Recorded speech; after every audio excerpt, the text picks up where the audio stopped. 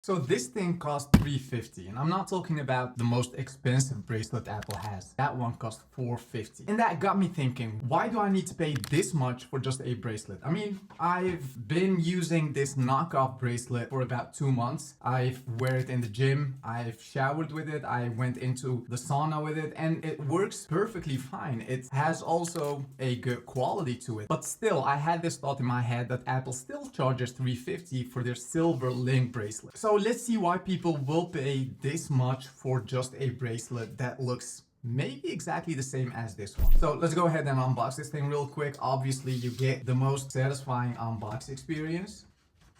So obviously we have the link bracelet. This one is in silver. Once again, the midnight will cost you $100 more. That one will be $450, and nothing more in the box besides some writing on it.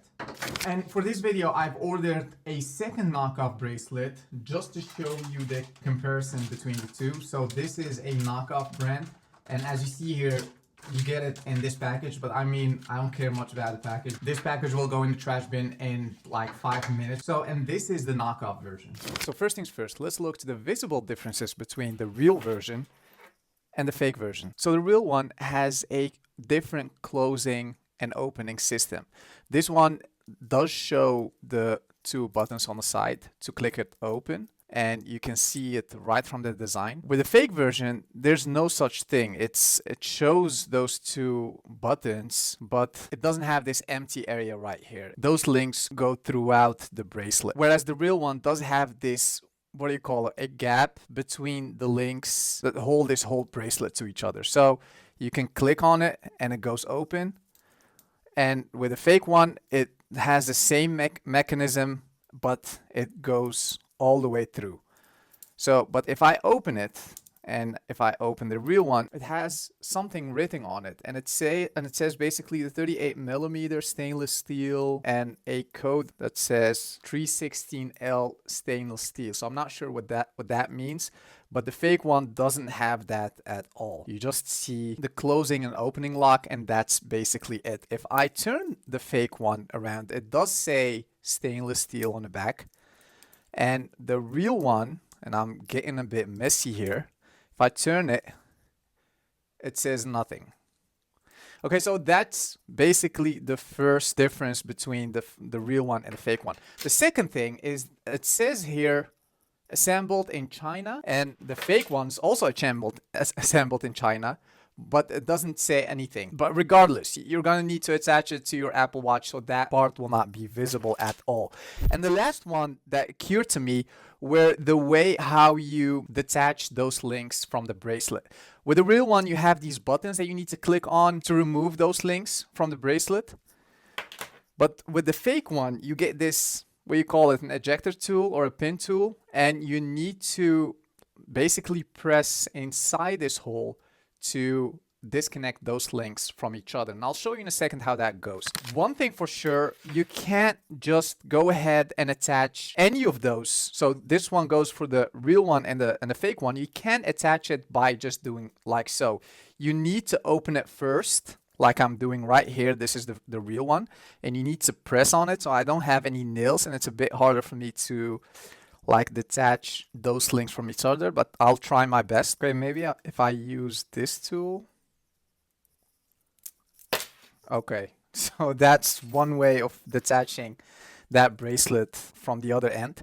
And now you'll be able to just attach it to your Apple Watch. So now I can just go ahead, and if you just click it, and the bracelet is basically attached to your Apple Watch. So with the fake one, you need this ejector tool, and if you don't get this one along with the fake bracelet, I'll return it back, because you will have no way of getting this bracelet into your Apple Watch this way. You need to detach it first before you can attach it to your Apple Watch. And basically, you need to find that pin. So this pin needs to press on the other pin, and I'll show you in a second what I mean by that.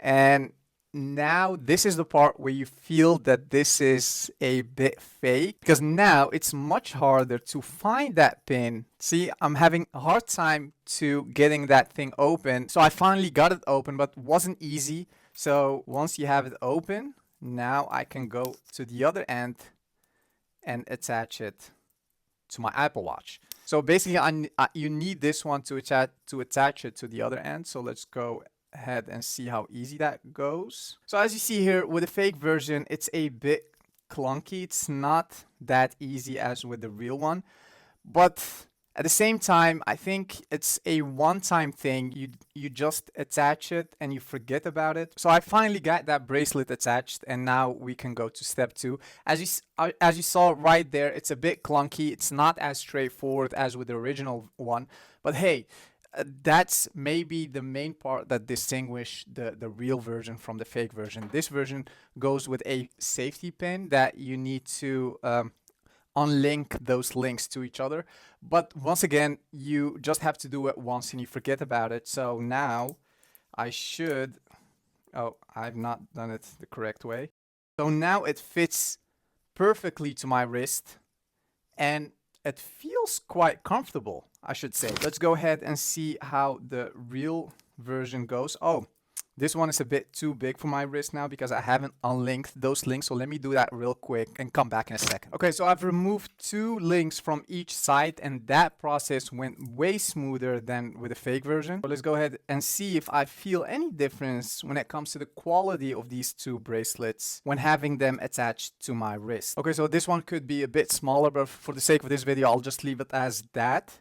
And I should say, I actually don't feel any difference whatsoever between this one and this one. When it comes to the quality, that will show in like a year or so. But then again, if this one goes broken in about a year, you can still buy a second one and not nearly have spent that much than this $350 that Apple charges you for. Well, then you should then ask yourself the question, why do some people buy like a $10,000 or $20,000 Rolex while there are some knockoffs, like one-to-one knockoffs for $400?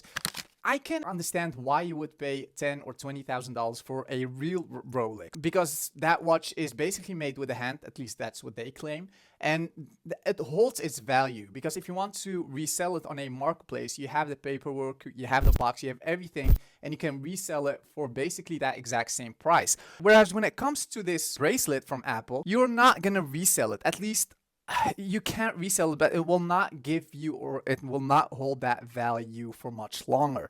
So in my opinion, in my humble opinion, I will strongly advise you to just get yourself a knockoff version. You don't want to spend $350 for just a bracelet for your Apple Watch. Obviously, if you are an Apple fanatic and you want to have only Apple stuff, by all means, just go for it. But if I can give you some advice, I will definitely go for this knockoff version. Like I said, I've showered with it. I've went to the gym with it, and it's not like it goes loose. It stays on its place, as you see here. It's not gonna fall off or something. And the real one has the same touch to it. So let me just give you a sound thing. And if I bring it next to my... So this is what the real version sounds like. You hear that it's made out of stainless steel. And this is the fake version. To my belief, it's basically the same sound as the real one. There's basically no difference whatsoever between the two. Even if you look very closely, I mean, I've just went through the differences when it comes to unlinking those links. But that's something that you just do once. You have it around your wrist like tightly and comfortably, and once you have it around your wrist and those links are holding each other, you don't have to look back at it again. And yeah, that's basically it. If I can give you one advice, I wouldn't recommend you to buy the Apple version. Just go for the knockoff version, and you will have basically the same experience as with the real one. So I hope you've got anything out of this video. As always, if you have any questions about these bracelets, just leave them in the comment section below, and I'll see you in the next one. Peace.